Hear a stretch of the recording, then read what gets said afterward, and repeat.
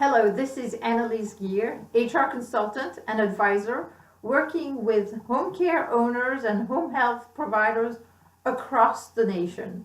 In 2017, I have worked with many of you.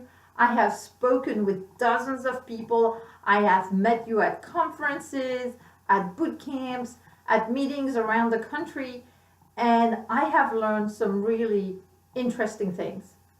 And I want to share that with you today as part of my last blog of 2017. So, what did I learn this year?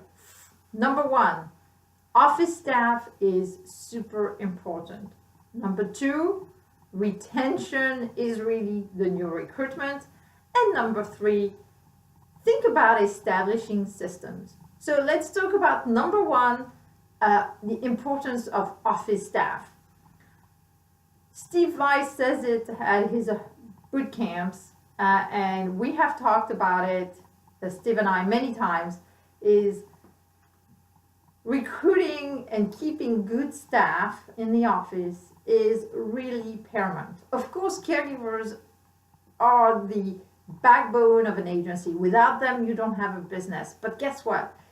The office staff really sets the tone for the culture and the type of agency you are going to be. Initially, the owner does it all, but as the business grows, you have to start recruiting. And so the quality of the people you put in place is really so important to allow you to grow the business, because if they take good care of the day-to-day operations, you can focus on what's ahead and making those plans to grow the business. So what does it take to really establish a strong office team? First of all, and I have seen and I have heard from many of you, and I have counseled some of you on how to manage underperforming or underqualified employees. So clearly recruitment is paramount. And often I hear, oh, they interviewed so well and they started the job and it's a total disaster. What happened? Well, several things may have happened. One is, what kind of interviewing techniques are you using? And are you really digging deep to understand what they have done, to see if what they have done is applicable to your environment and whether they will be able to perform for you? The second aspect is interviews are important, but more and more I'm advising my clients to look at doing what I call a work sample. Take something that is representative of an activity that happens on the job for which you're recruiting. Ask the candidate to perform them for you. Give them a few minutes to prepare. Tell them that it's not a test. You're just evaluating how they're handling, approaching a task or a problem, and see what they deliver, what they tell you. Do you like what they're coming up with, or are they way off? A very good example of that is I worked with a small CPA firm. They were looking for CPAs, or at least accountants that were willing to take their CPA test. And they were really amazed that some candidates who had multiple master's degree in accounting and related fields were unable to do a basic balance sheet. So for them, that was really the candidates had interviewed really well, but they were truly incapable of doing the basics of the job. So that was a big eye-opener and really helpful for them to be able to weed out unqualified candidates. So I would suggest think about what those work samples could be and try to implement them in your recruitment.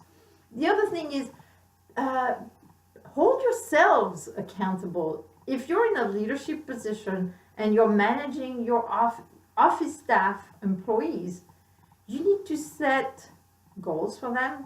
You need to monitor how they're delivering on those goals, and you need to provide coaching and feedback. So feedback is also an important thing. I know most people hate the F word, as one of my fellow HR professionals calls it, but truly having those difficult conversations is super important. Start early. As soon as you see something that's not working well, just tell the employee so they have a chance to address it. Of course, if they're doing something really good, tell them to, but that's usually less of a problem. Finally, compensation is important. There is a tendency to try to hire the cheapest that you can get. Well, guess what? If you're aiming for the low end of the salary range in your community, in your sort of market, you will probably get the low end of the skills and the low end of the performers for those types of jobs. So I am not saying go bankrupt and try to overpay employees versus what you can afford, but always aim a little high on the scale of what you can afford. Not at the very top, but on the higher end. So you attract higher quality candidates, and yet you still have a little bit of room to allow for a salary increase. So compensation is important. Let's talk about retention. Because we have such a caregiver crisis, there is really no hope of growing at this time the labor force of caregivers. You know, you can always attract new people to the profession, but it's not going to be significant numbers when you think that the profession, the home care, senior care industry needs about 10,000 new caregivers every month. That's huge. So as an agency, your best bet is try to be the employer of choice in your market so that you can attract and retain the best caregivers. So retention, of course, is really important. But retention really starts with recruitment, right? If you're recruiting the right quality of caregivers, you're going to be wanting to keep them. If you're recruiting just a warm body, chances are you're probably going to have a high churn. So focus on recruitment, stand out in your community as an employer of choice. And how do you do that? Well, one little tip for you is understand what your existing caregiver value about your agency. Why are they staying? And especially those who have been with you for several years. Ask them, what makes you different from all the other agencies in your market? They'll probably tell you. And if you speak to many or enough of them, you'll probably see some trends.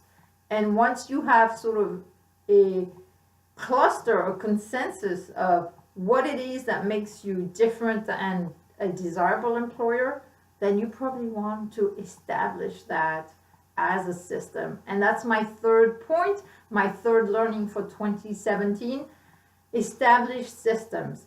What is a system? It's basically something that happens again and again in a business. The best example is selection. You know, when somebody starts and says they're interested in getting an application, how do you take that interest all the way through the first shift?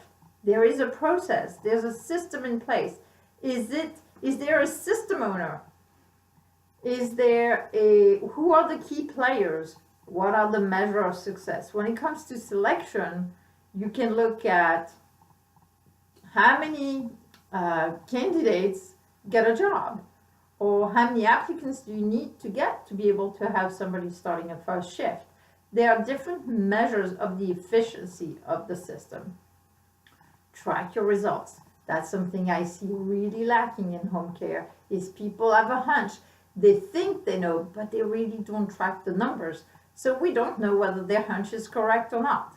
So track your numbers and then adjust. See what works, what doesn't work. Obviously, you want to focus on what works and stop what doesn't work, or maybe modify it if you think it has a chance to work. It's just a good idea, badly executed. So those are some of my learnings for 2017.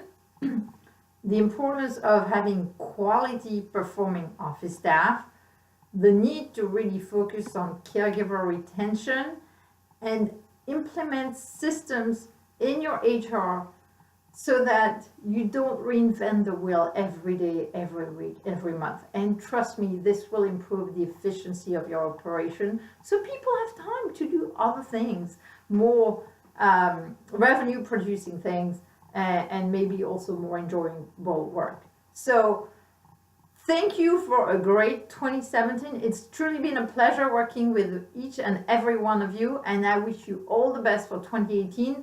And I know we're going to be talking. So, Happy New Year and best wishes for the new year.